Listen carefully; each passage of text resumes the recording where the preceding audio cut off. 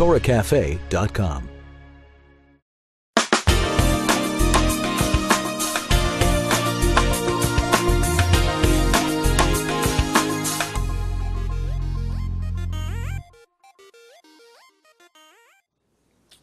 My wife and I are blessed with 9 children.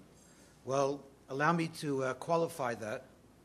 I have 9 children, and my wife has 10. She has 9 pleasurable children, and then she has me, 1 difficult child. We're also blessed with, thank God, 15 grandchildren. And I want to tell you that whatever we share with you today about parenting, we ourselves break all of those rules with our grandchildren. And that's in order to get back at our children. Today, we will identify, or try to, 3 areas of challenge in today's modern world. A, multiple influences. In previous generations, it was easier to control the environment. The influences in our children's lives were the parents, the family at home, and the teachers at school and their friends, but it was pretty much limited to that. Today, because of technology, because of the internet, our children are exposed, and not only exposed, but have access to a myriad of influences. And that, the challenge is, dilutes the parents' ability to influence our children. The second area is indulgence and entitlement. In this sophisticated world that we live in with media and with advertising, where we, as consumers, are convinced that we must have this toy and that toy, and that we can't possibly live without it, creates this sense of entitlement. I have to have it. And how do we perhaps control that? And the third area is that modern technology and the internet has created a techie mindset for our children and for ourselves, who spend so much time on the computer, who communicate through texting and Twittering and what have you, that the danger is, as a result of that they don't have the opportunity to develop and to pursue real relationships. So, obviously we're going to use the Torah as our guide, and Hashem, God himself, in the Torah presents himself primarily as a parent. Although he is a creator, and in a sense a creator is a parent, and he is a king and a master of the universe, but primarily, certainly, as it relates to the Jewish people, he considers himself a parent. On Rosh Hashanah and Yom Kippur and throughout the high holiday season, we'll refer to Hashem as Avinu Malkeinu, our Father, our King. First, our Father, our parent, and then Malkeinu, our King, our ruler. When God gave the Torah to the Jewish people at Mount Sinai, he addressed them as Ko Tomar Lebeit Yaakov v'Taged Livnei Yisrael. So shall you speak to Beit Yaakov, the house of Jacob, and to Bnei Yisrael, to the children of Israel, creating this image of a home with children. And then, of course, repeatedly throughout the Torah, when almost every mitzvah is introduced, it is with the words, Daber el Bnei Yisrael, speak to the children of Israel.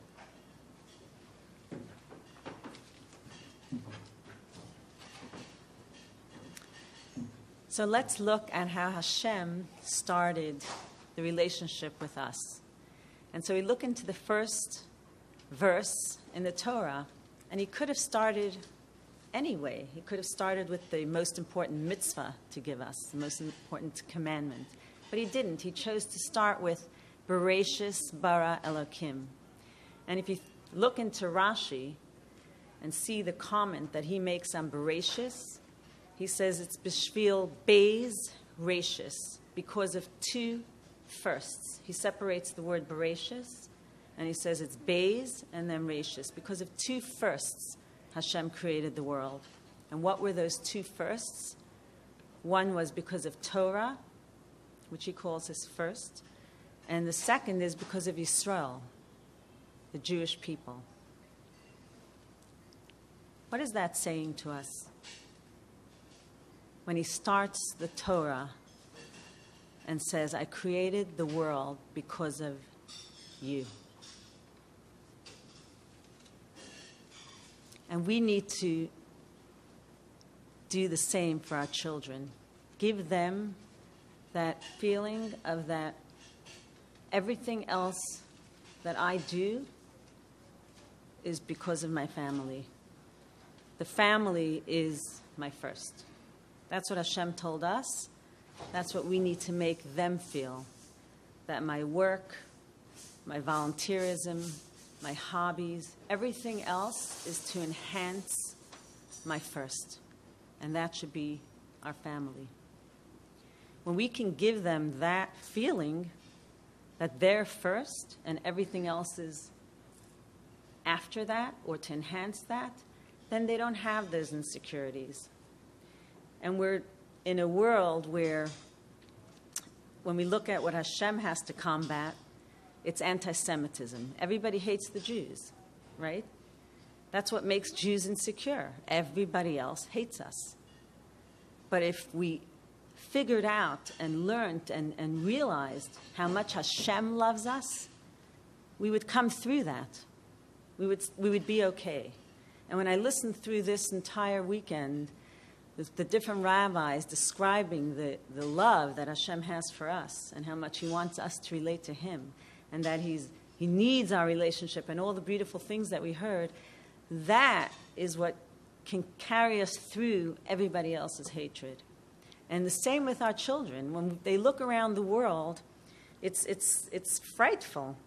Many years ago, a feminist author, Germaine Greene, wrote her trailblazing feminist work called The Female Eunuch. And she writes in there, we can only afford 2 children. That was just the beginning. You know, after that, basically, you don't need any more. Some years later, Ellen Peck, the author of The Baby Trap, came along and made things much more terrible. And I'm going to quote. She warns women not to fall into the baby trap. I quote, "There is nothing noble, beautiful, or satisfying about becoming a mother. Children complicate things. They get in the way. They spoil your personal life and drain your resources, limiting the good times and depriving you of the things you'd like to have." This is in her book.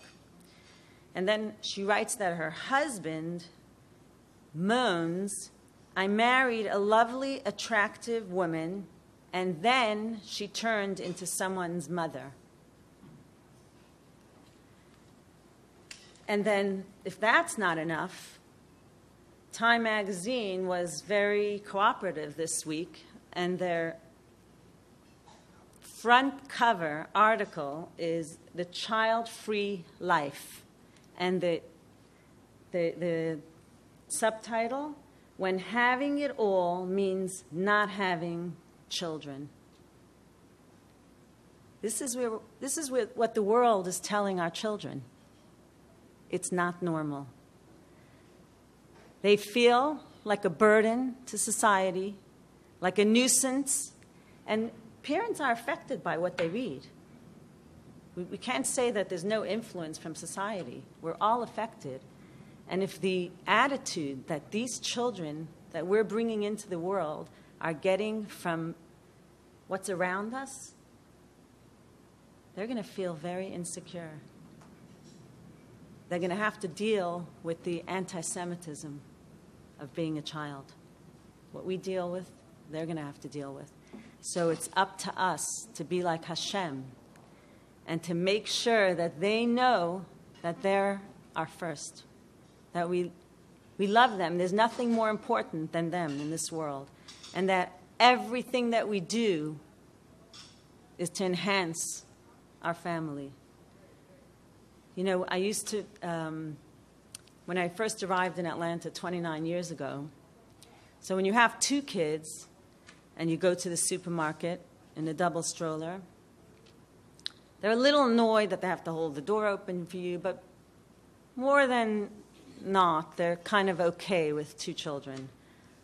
Hello, they're cute, they're so cute, so cute. And you don't get very many nasty looks when it's just 2. But quickly I had 3 and 4 and then 5. And I remember... Very quickly. And I remember when I went anywhere with 3 or 4, and your life changes rapidly when you don't have more than 2 hands. It's like the 3rd kid is what changes everything. You're not as physically mobile, right? But when that 3rd kid came along, and then any kid after that, the attitude of the people around us was unbelievable. It was with disdain. Poor you.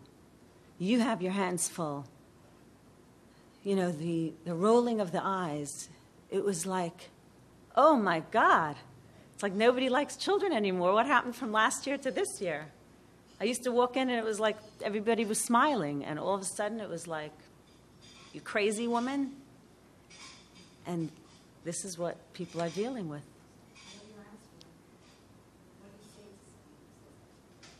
I think the best thing you can do is just smile and look like you're enjoying your children. You know, I used to say to them, I'm not demanding anything from you. I'm happy doing this. Like, what are you so upset about? You know, it's like, I'm happy with my children. Like, what does it bother? What does she have to do for them beyond maybe hold the door open for me, you know? Whatever. It's the world is... This is what's going on. I'm not worrying about it, but it's just you feel it. You feel it. And, you know, we have the security of that this is important, but all those mothers that don't, it affects them. And our generation is walking around and our children feel like burdens. I'm a preschool director, and I remember somebody once introduced me. This is somebody in my community. This is Mrs. New. She's a mother of 9 children. And then she turned around and she said, oh, I'm so sorry. She's really the school director. And I thought, I was so okay with your first introduction. Like, what are you sorrying about? Like, being a preschool director makes me feel so much better. Like, what is that? She was apologizing for my introduction. I like the first introduction better. Like, what do you, you know? But that's how people feel. That's how they feel. And in the preschool scene, I could tell you that, you know, I stand outside at carpool time and I tell parents a reminder, tomorrow there's no school. And just how they respond with their kid next to them, the 4-year-old standing next to them, and they say, oh no, another day with my kid? And I said, this is what your kid's listening to? I have to spend the whole day with my kid? And they don't realize that's the kind of stuff that comes out of their mouths. And it's hard to spend the day with your kids. Why is it so hard? Why are they feeling that? Because they have so many more important things to do that makes their children in the way. Our children are in the way of our work. Our children are in the way of our vacations. They're in the way of this, our exercise, our whatever it is that's important to us. The children feel like they're in the way.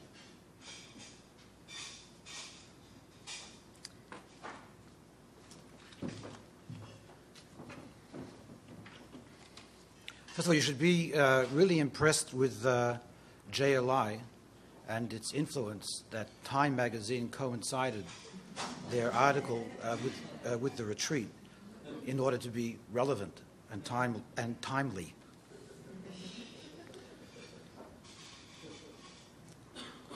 So just building on what my wife just spoke about, giving the children the sense of security and being important, is also in terms of what message the parents convey to the children in terms of the children's role in the world. And that addresses the second issue of entitlement. When God created Adam and Eve, his first instruction to them was, Pru uruvu umilu et haaretz. Be fruitful, multiply, fill the earth, and dominate it. Rule over the earth. In other words, be impactful. Be an influencer. Your role in the world is to influence, is to contribute. God made that very, very clear from the outset. And so too, we as parents have to impart that value to our children from the very outset, to know that their primary role in this world is not to receive, but it is to give. And when they do receive, it's in order to be more empowered to give. Then, what does God do? He places them in the Garden of Eden. Not out in the world at large, where God had just instructed them that that was to be their mandate, to go out into the world and to dominate and to rule over it. But he places them in this incubator, in this protective environment, in this oasis called the Garden of Eden. And clearly tells them, I don't want you to have anything to do with the outside world. And that one tree, the tree of knowledge, that was a microcosm, that represented the outside world because it was a mixture of good and evil, godly and ungodly, God said, don't touch it. It's almost like conflicting messages. On the one hand, you're telling me to go out into the world and dominate it and rule over it. And then you place me in this Garden of Eden and tell me don't touch anything that has to do with the real world. And that is, if you listen and pay close attention to the wording and to the timing of the wording, when God instructed them to not eat from the forbidden fruit, it wasn't them. It was only Adam. It was before Eve was created. Before Eve was created, Adam represented a child. After Eve was created, Adam represented an adult. For Adam and Eve married, and at that juncture, that's when they went out into the world. Because we go out into the world not to indulge and not to receive from the world, but in order to go out into the world and to influence it. And therefore, the Torah, as it always is counterintuitive. The way to prepare for influencing the world is by remaining apart from the world, so that you can build the self-esteem that my wife was talking about before, that you can build the inner strength, so that when you go out into the world, you're not consumed by the world, but you influence it. It's counterintuitive. You know how you prepare to be a baseball player? By playing baseball. You know how you prepare to be a football player? By playing football. But in spirituality, in terms of our mission in the world, the way to prepare to go out into the world is by remaining apart from the world during our formative and vulnerable years. The great example in the Torah of someone who was a great influencer is Joseph. Of all the brothers of Yaakov, the one brother who was most influential, who was most impactful in general society, was Joseph. But the Torah tells us that for the first 17 years of his life, he remained at his father's side, never ventured outside of the immediate environment of his father. That's what enabled him to become the great Joseph, who ruled over Egypt, not just in the economic sense, but in the spiritual sense, because his self-esteem, his identity was nurtured in his father's home, in his parents' home, so that he could be an influencer. And we, as parents, have to serve as role models. You know, the truth is, to be a successful parent takes a lot of muzzle.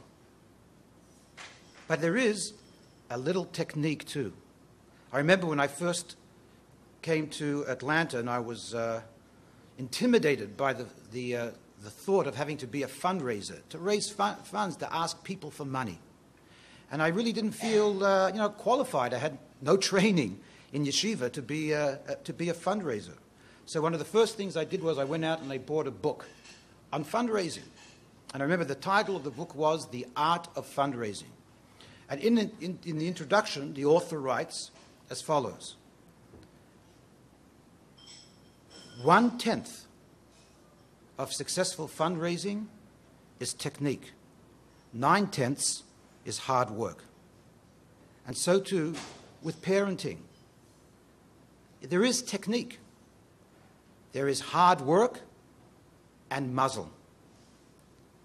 And if you see yourself and if you conduct yourself as a teacher and as an influencer in your environment, then you are putting the odds in your favor that your child will also see his and her role to be a teacher and an influencer.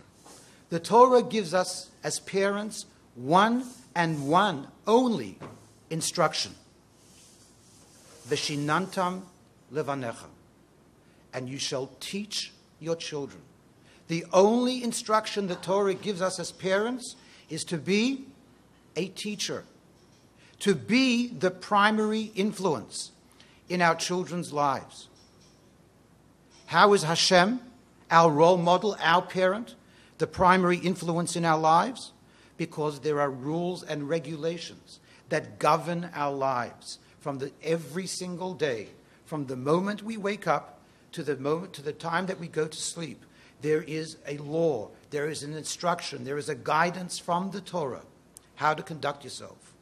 It could be as seemingly trivial as tying your shoelace. But if you open up the Shulchan Aruch, there is an instruction.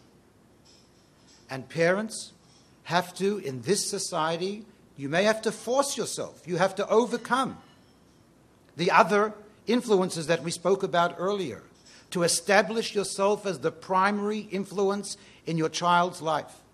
And you do that by setting rules and regulations. Don't be afraid of having rules. I remember a woman in our community telling me once that she encountered a friend of hers, a childhood friend of hers, many years later, as adults, and they were reminiscing and talking about their childhood. And this woman says she told her friend, you know, when we were growing up, I was so jealous of you because you had no curfew.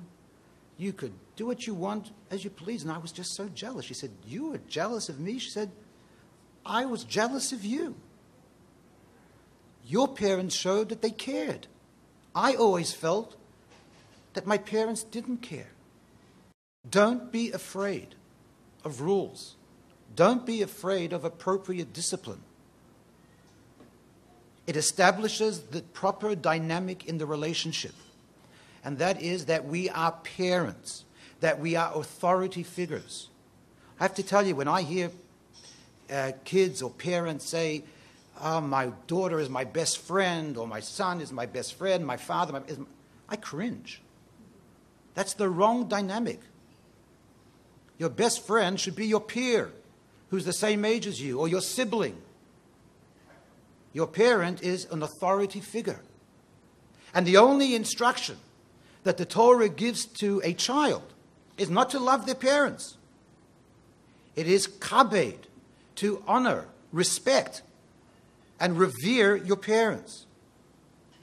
So in this crazy world of this onslaught of technology, you are allowed to have rules in your home. Without getting too personal, we don't allow our children to have so-called smartphones until they turn 18. And it's very frustrating for our youngest child because she's the only one right now under 18. But that's how it is. Smartphones, in my opinion, create dumb kids. It's just a very, very dangerous, and I know there is the peer pressure for it, and it seems so to indulge, and our children feel entitled. You are allowed to have rules. You're allowed to have a rule that at the dinner table, you put your phones away. And there is no texting and there is no surfing the internet on the phones during dinner.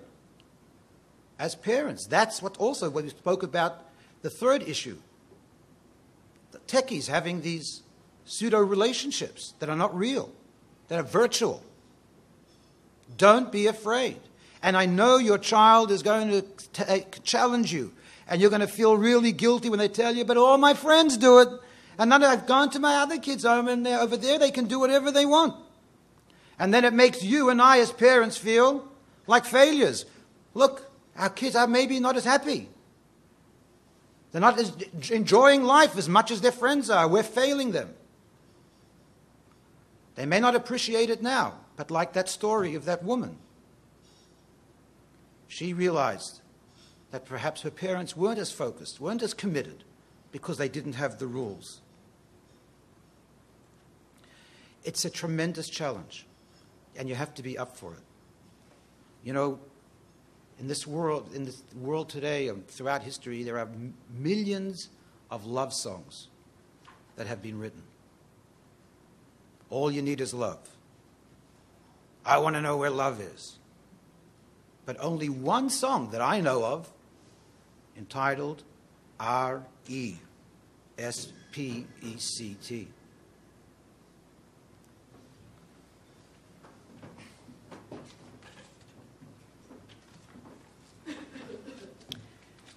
One of the challenges of having to be the authority figure and have the children have to respect you, because that's the commandment, is that they need to respect you, is that we feel so desperate to have them love us back. You know, we talked about how they have to feel your intense love for them in the beginning of the talk, and it's important for them to feel that. But as my husband was saying, love became a goal in itself. And so when we love our children so much, we think it's so important for them to love us back.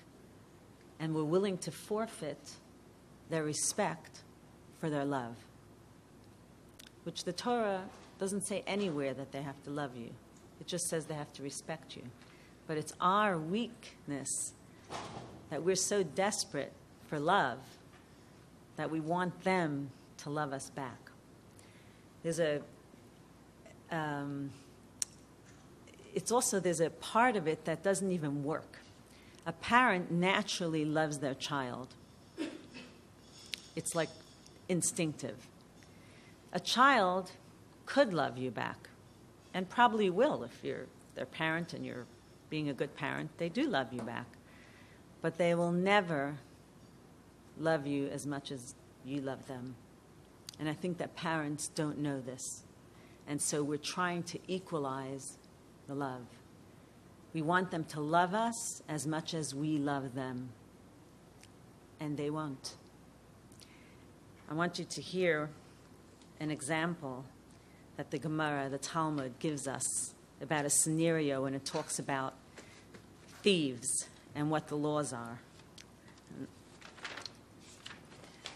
And it says, it's in Sanhedrin, page 72, and it's in the area about the burglar and self-defense.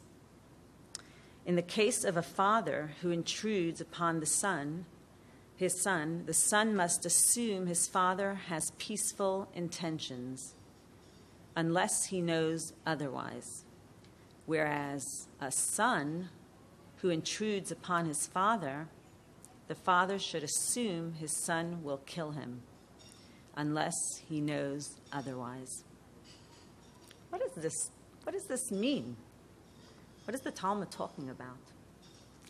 So it's talking about burglars, okay? And the question, hypothetical question, comes up that if a child, if a father goes and steals from his son's house, in other words, if he goes into his son's house to steal something, is the son allowed to kill him in self-defense because someone came into his house? So the Talmud says, no, if it's a parent, you have to assume that he is going to be peaceful even if he's a thief, that he'll never come to kill you, and therefore you cannot kill him in self-defense because it's not really self-defense. the father will not kill you if it's his son. On the other side, though, if the son is coming in to steal from his parents' house,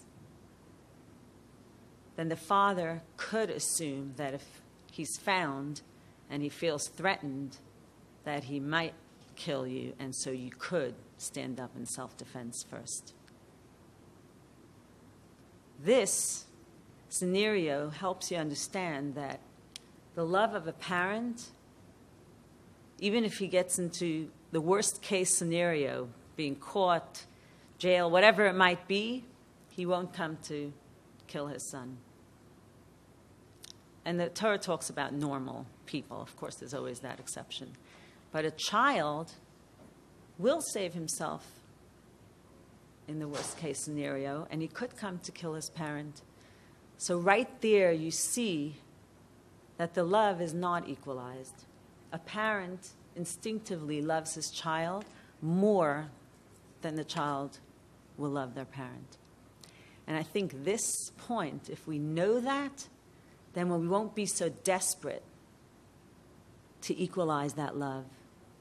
And when you're not desperate to get back the amount of love that you give to your child, then you won't forfeit the respect that's so necessary. You know, you walk around and you see parents trying to, like my husband says, be so palsy-wowsy with their children.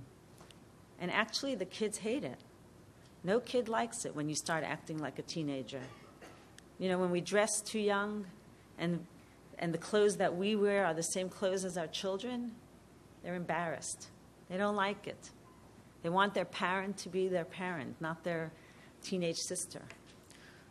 I even, just recently, my kids were all Instagramming pictures and photos to each other and whatever, and I thought, like, you know, I'm missing out on all these pictures of my grandchildren, so I said to my 18-year-old, like, sign me up for Instagram. Like, I want to be able to see all the pictures. And she looked at me and she's like, Ma, that's not for you. You do not need to be on Instagram. It was like, are you kidding me? Like, that's not for you. That would be embarrassing. You know, it's like they don't want their mother on these childish type of, in those situations. It's like, you know, the roll of the eyes comes quickly when you start doing that. Or when you use lingo when you're trying to be part of their club, you know. Try saying, oh, it's so legit to your kid.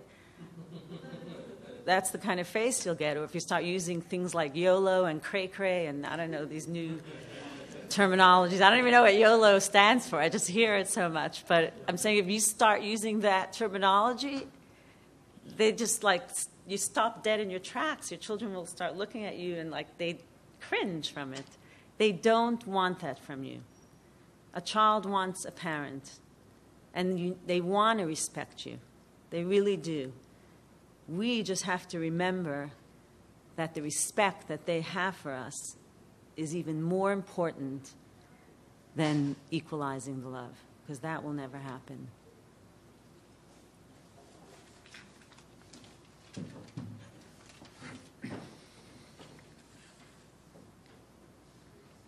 By the way, don't think that things run so smoothly and so well coordinated at home.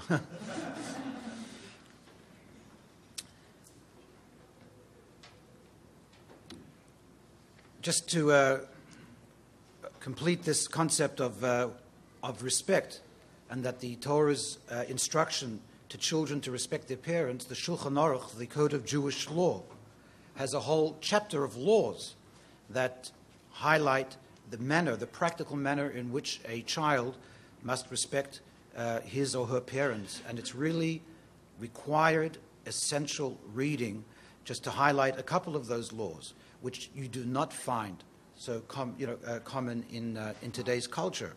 And just simply that parents, both the mother and the father, have a designated seat and chair, not just at the dining room table, which is on Shabbat, but at the kitchen table also. And even if you have a round dinette table, still there should be designated chairs for the parents, that the children know that under no circumstances, even when the parents are not present, that the children do not sit on those chairs. And these are ways of instilling in the children a sense of respect for the parents without you having to say, respect me.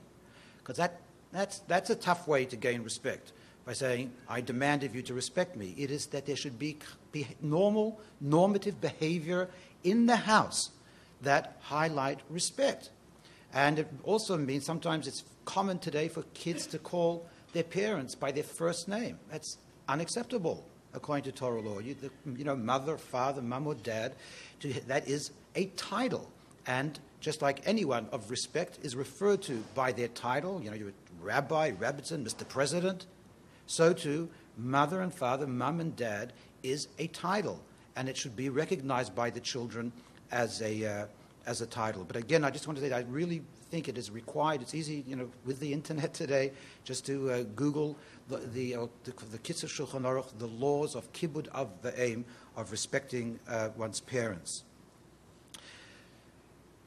So there is the aspect of the role that the parents play in the children's life. And again, mirroring the relationship that Hashem has with us.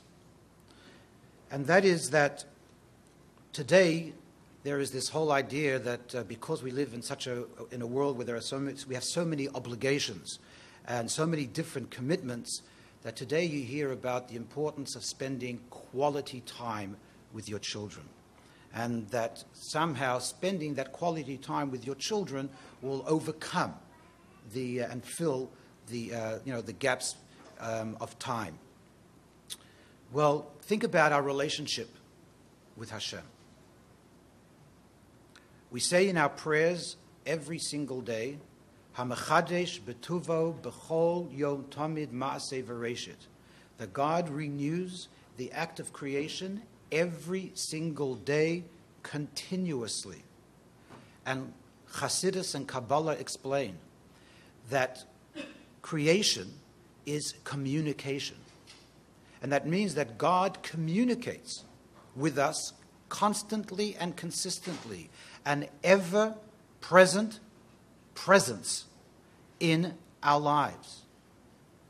Again, Chassidus explains that when God created the world, he created it through the medium of speech. God said, let there be light, and light came into existence. In Pirkei Avot, ba'asara mamarot nivra ha'olam. The world was created via 10 divine utterances. Now, the Torah could have simply said, God made light. God made the world. Why does it say, or why did God choose the medium of speech? And the reason is because when you speak, when you choose speech as the medium of communication, in order for it to be impactful, in order for it to be real, guess what you have to do? Speak. Watch this. See, you're all looking, immediately got uncomfortable at what's going on here. The rabbi's not talking, not communicating. God created the world through the medium of speech in order to be in our lives, to be part of our life, constantly and consistently. That's why we serve God, as we mentioned before, from morning till night. We wouldn't serve an inactive God. We wouldn't serve a distant God. Why would I be doing all that I'm doing from morning till night in the service of God if he's not present, if he's not communicating to me? The mitzvot is predicated on this notion, on this principle, that God is consistently and constantly a part of our lives. And to think for a moment that Hashem is not present, that Hashem is not there, that Hashem is not listening, the whole of Yiddishkeit, the whole system, would have to be called into question.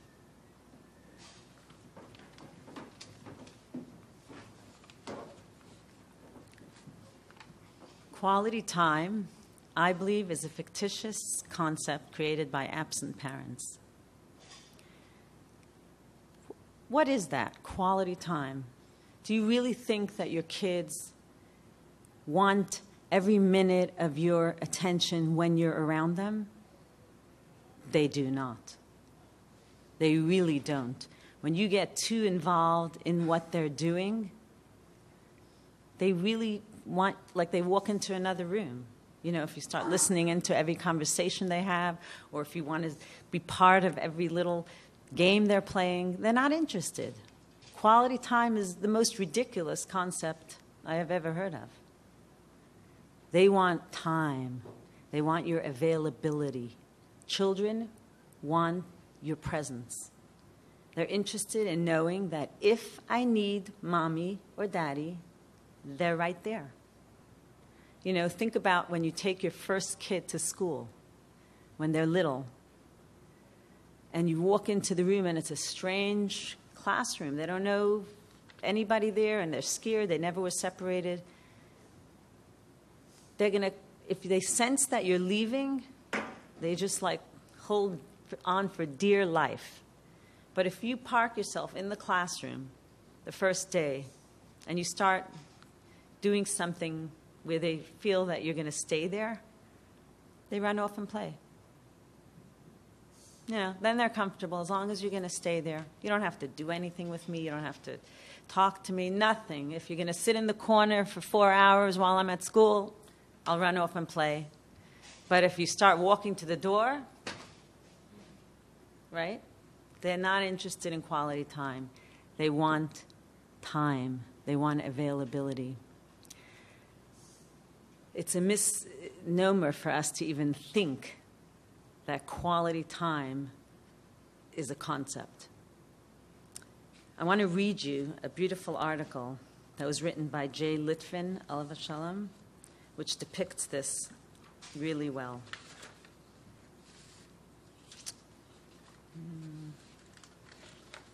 Okay.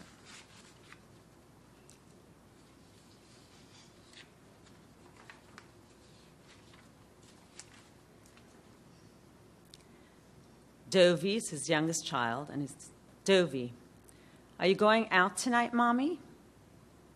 No, sweetie. Are you going to be home? Yeah. Good, he said.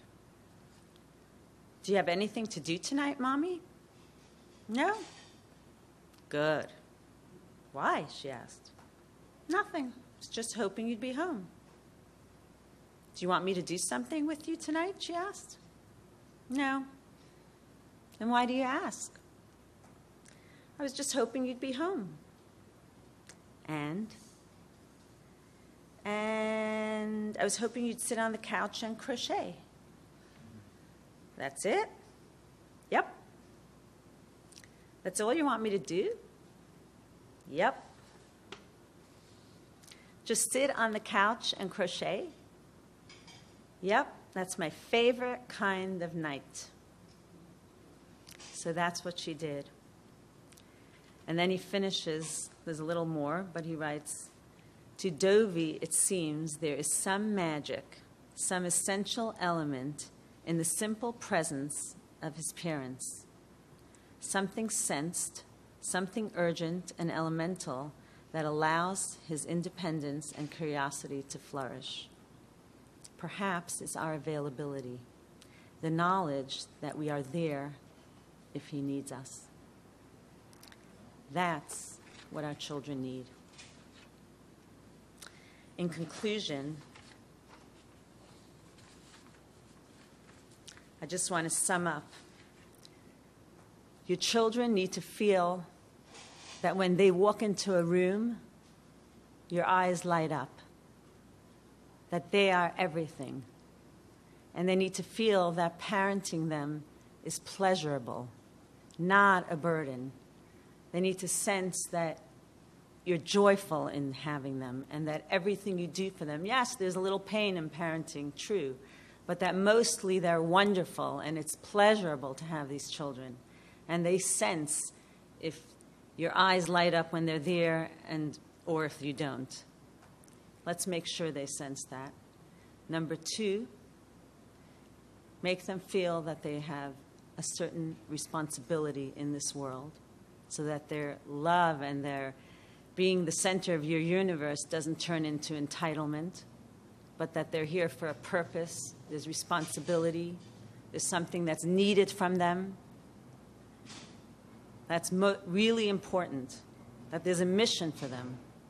They're not just here because you decided to have them. It's important. And the third thing is, and most importantly in our generation, in a time where everybody is feeling disconnected because of computers and there's no talking to each other and there's no touch and there's nobody there, it's just through virtual everything, make sure that you listen to them, that you're there, you're creating relationships, they feel connected. I want to tell you that my adult children, what they remember most is not that wonderful toy that we bought them for their birthday. They remember that we wrote them letters daily when they were in camp, or that when they went off to school in high school, we sent them packages with every single person that was going to New York. That's what they remember, that you cared and that you thought about them all the time. That's what they want to know. And that when you got busy and that you were with 100 things going on in your life and you were not doing those little things that you should be doing, they felt that too, and they tell you. When I came home after camp, you were so busy with school and high holiday stuff that we never hardly ever saw you. That's what matters to them. That's what they remember. And so make sure that you connect and you give them time and you show them how wonderful it is to be their parents. Thank you.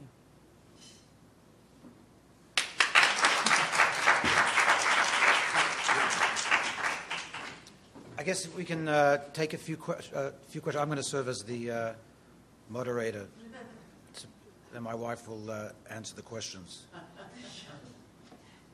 Does anyone have a question? Sure. Come, What about jealous between siblings? question is about sibling rivalry. We don't have that in our family. Do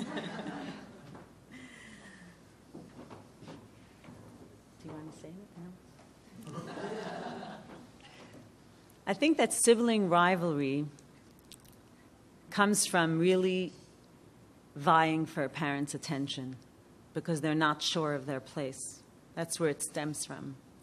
Now, while they're doing it, while there's sibling rivalry, hide, run away. Don't get involved. Let them figure it out, without you there, because it's only going to get worse if you interfere.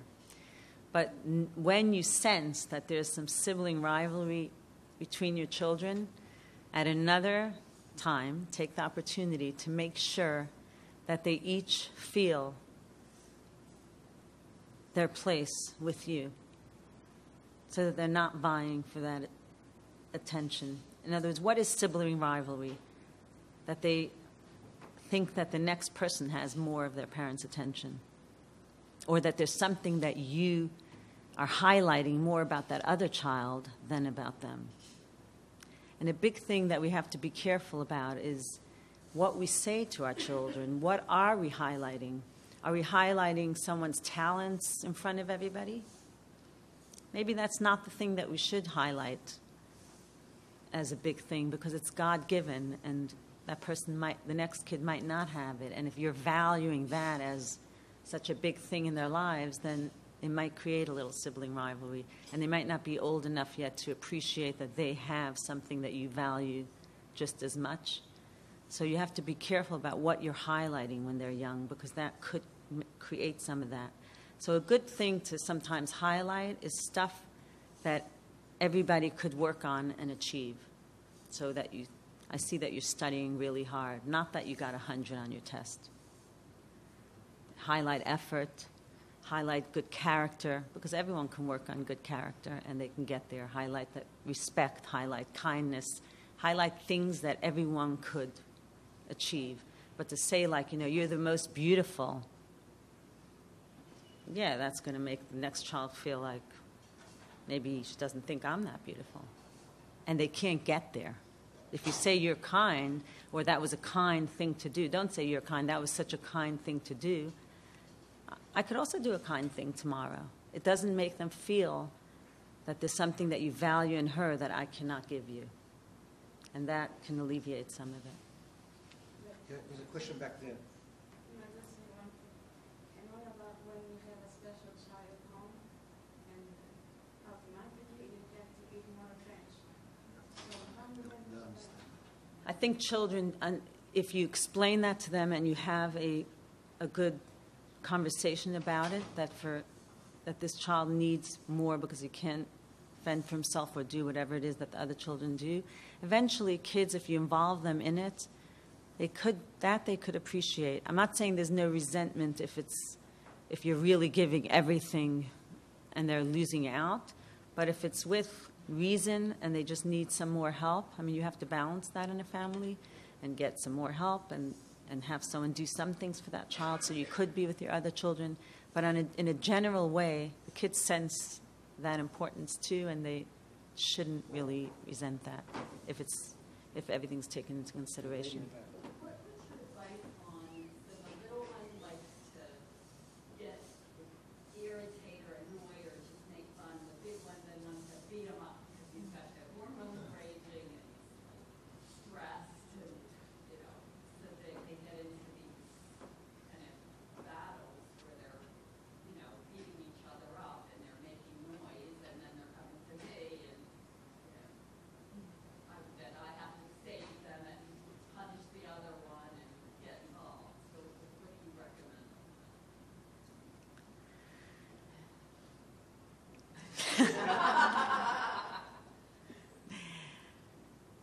My philosophy is that I don't like to get involved in the moment in a fight. I choose to have them work it through right then, alone, unless they're hurting each other, and then you have to separate them. But if it's just a fight that they'll get through, I don't get involved right then. Mostly, I think they're fighting for my attention at that time. Is usually what's going on. They want you to get involved. We haven't stopped any fights, so they're still fighting. But I think in that case where there's a little child that's continuously annoying, you do have to make sure that there's some space, some individual space that a child could have, and he can go somewhere when he wants to work on something that has a bunch of little pieces and a little kid shouldn't be around messing it up and stuff. So sometimes we don't give our children enough space to call my space, and so that could become a problem, and that's when those things happen. So those differences in ages, it creates a problem when there's not a place where I can call my space. So I think you need sometimes to just have that. If you're doing X, Y, and Z, a good place to do that would be in your room, so that it doesn't have to be on the living room floor where he is walking around freely. Obviously he's going to get into your stuff. Yes. How do you start off talking? They talk back to you. How you approach that you talk to them? No, we were busy fighting, so we didn't hear the question. Sorry. How do you start off? Like I have a daughter who sometimes talks back to me in a really higher voice than I talk to her. If she doesn't like whatever I say, how do you stop her?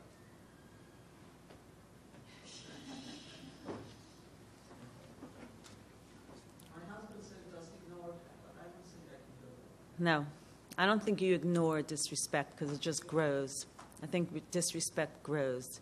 I think that the kids have to know that there's a way to speak to their parents, and you have to be very firm about that. They cannot be disrespectful to a parent.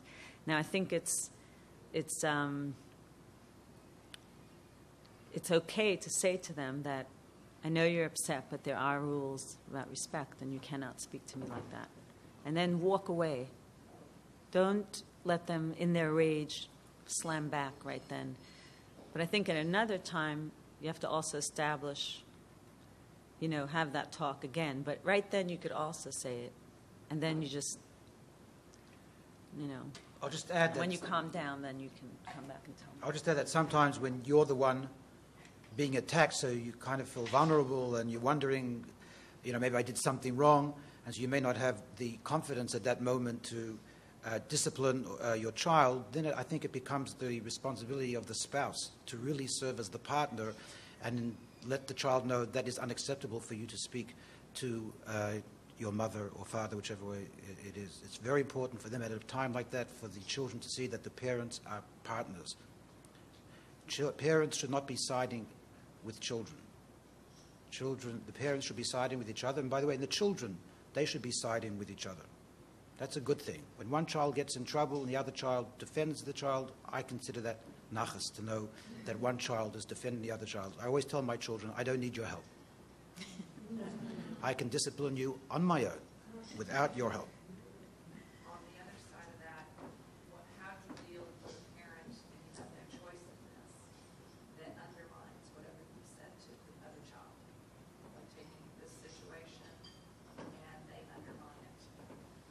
That's Problematic. that's unacceptable. How do you handle if you're divorced and the other parent undermines you? Is there a way to deal with that? Divorce them again. I'm not trying to be funny. That's a real complicated case of divorce when there's animosity between the parents, and the bottom line is the children are going to suffer from that. And somehow, if you're not able to speak to your ex directly, if you have a common friend, usually there's going to be someone that you both know that you can have to talk to them and to speak about, not the way that it's affecting your spouse, because that's not going to discourage them and or convince them to stop, but the way it's affecting the children. But you're going to have to find a third party. There's no way that you can communicate that or convince your ex-spouse or something like that. But if you can find a so-called neutral third party, or a third party that knows you both well, that would be the best avenue to try and accomplish that.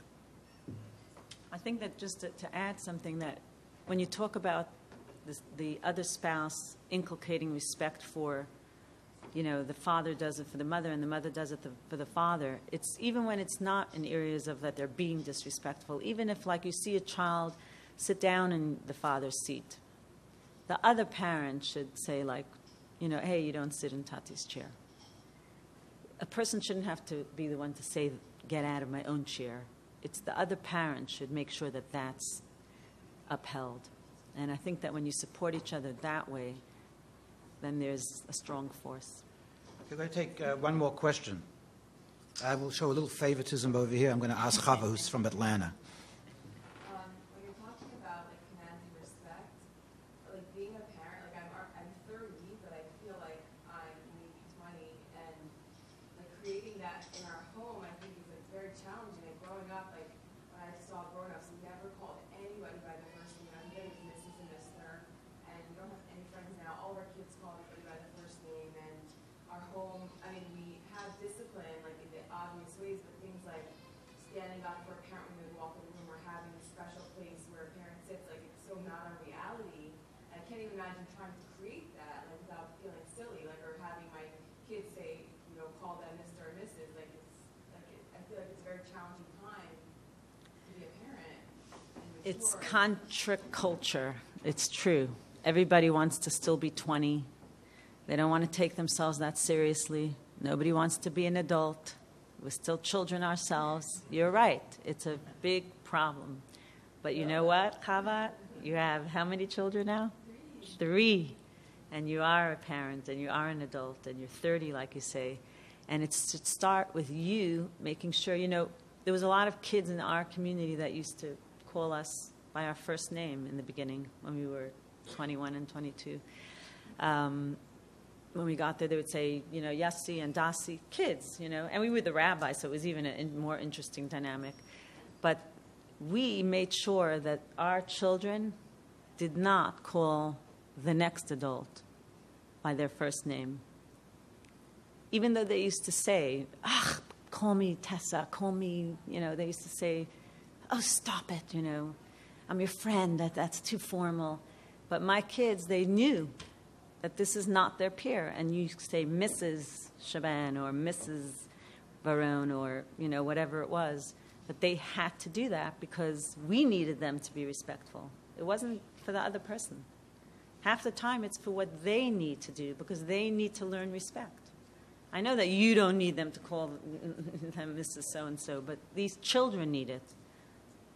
And when you look at it from that perspective, that they need it, not your friends who need it. And it's not that you need to feel like you're 30. It's that your children need a mother and your children need a father. I say that till today, women who are, let's say, a generation older than me, not that any woman ever looks a generation older than me, I still, as the rabbi of the community, even when they introduce themselves to me by their first name, I always call them Mrs. So it's tough. And you will look silly, but you'll get the long-term nachas. It's worth it. Thank you.